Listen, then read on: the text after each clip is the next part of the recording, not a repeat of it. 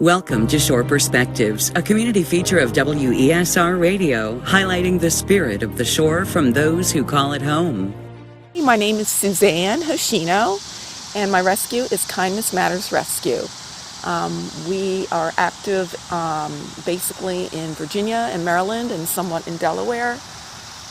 And actually, 3/4 of our animals come from Eastern Shore, Virginia. We rescue both cats and dogs. The name of my rescue is Kindness Matters Rescue, and we have a website, so you can Google that website. And we also have a Facebook page, Kindness Matters Rescue. You can message us through that.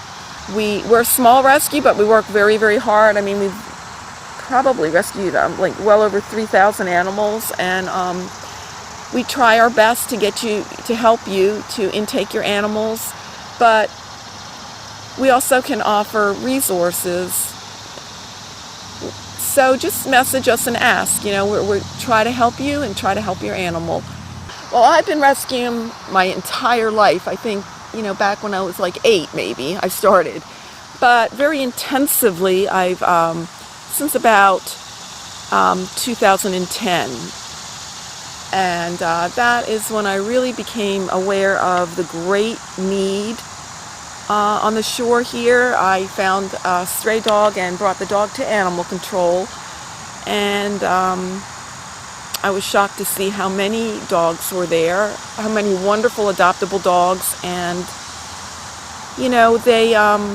they were going to be put to sleep because no one actually knew they were available, no one knew where to look, and I was just like flabbergasted.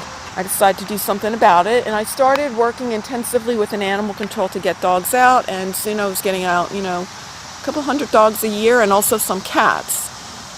And that's how I started, and I've just continued on, and in 2018 formed a nonprofit 501c3 to further help animals. I would say this has been the worst kitten season ever, and I thought last year was bad, but I believe because of COVID, a lot of vets' offices were closed, and spay and neuter, low-cost, high-volume spay and neuter clinics and mobile clinics were not operating.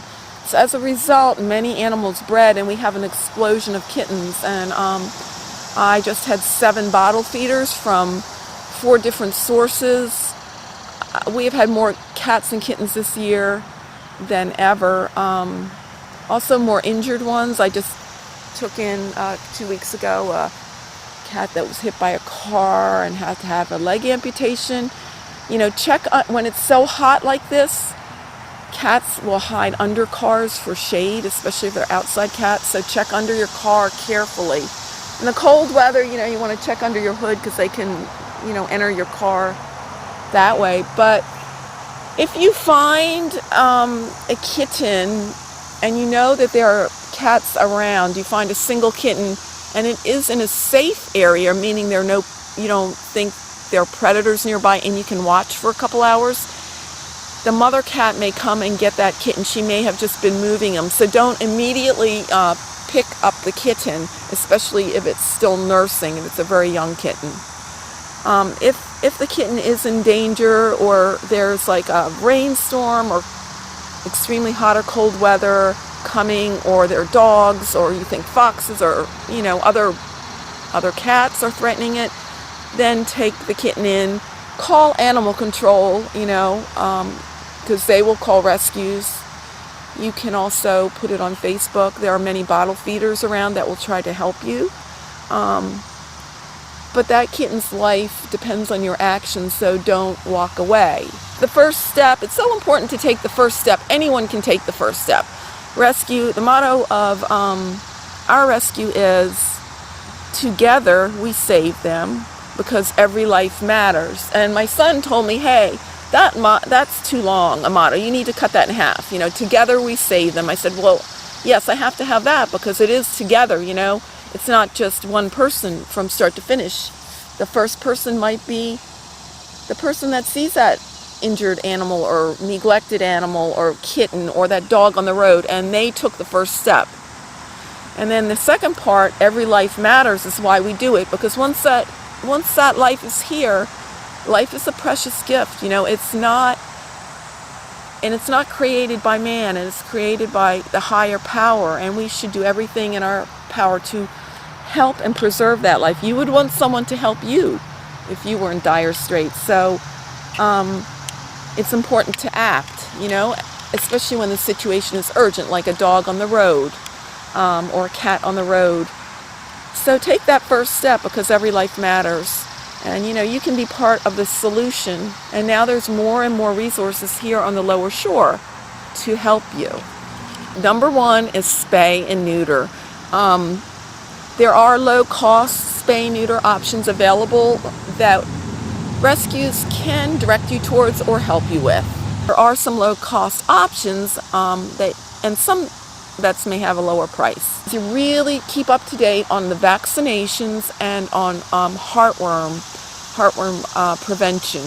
Heartworms are carried by mosquitoes, and if a mosquito's infected by the heartworm, and many are, and bites the dog, it transmits it to the dog, and it eventually lodges in the heart and lungs and causes terrible heart failure, and it's a terrible, painful death for the dog eventually, if not treated. And if your dog becomes heartworm positive, you can treat it, but again, it can cost $1,000 to treat the animal or more, and it's painful for the dog and it's complicated. And you could prevent this by giving your dog a monthly heartworm preventative.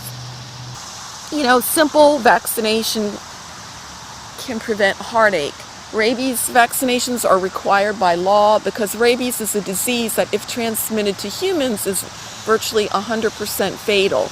Therefore, there are very strict laws about rabies vaccinations, and all dogs and cats and ferrets are required to have them, I believe, after 4 to 6 months of age. The other vaccinations that are important to get is like the distemper, parvo vaccination for dogs, and vaccinations also for cats, because those are diseases that can, kill your animal and are totally preventable. And if your animal gets, say your cat gets distemper or your dog gets parvo, it can cost, hundreds and even thousands of dollars to treat that animal, and you may not be able to. But, a $20 vaccine or even a $5 vaccine when you go to the, firehouse or they have a clinic can prevent this. The last thing is a lot of dogs are surrendered for behavior. And, someone might have problems with their dog. There's a lot of information out there now that if you have a smartphone or computer, you can Google. But, you can Google like force-free training, because dogs do want to please you, and they're smart, and they will learn when it's reward-based. The ideas of being a dog wanting to be alpha or having to be shown who is the boss are really outdated and have been proven not to be, valid. There are a lot of resources around for a dog to have good family manners, So training will also strengthen your bond with your dog, and that's always a good thing. Training should be, short. It could be just a few minutes a day at a time, because dogs also get bored, It should be fun. It should be fun for you and the dog. And, you want to set your dog up for success. Whether it's a cat or a dog, it's a domesticated animal, and that animal depends completely on you for its needs. So when you bring an animal into your life, try to think ahead whether you'll be able to take care of that animal's needs. Kittens are adorable and irresistible. I just fall in love with everyone we rescue myself, and puppies are adorable.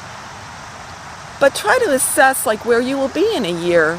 Will you be in a position financially to keep up with vetting and buy the correct food for the animal?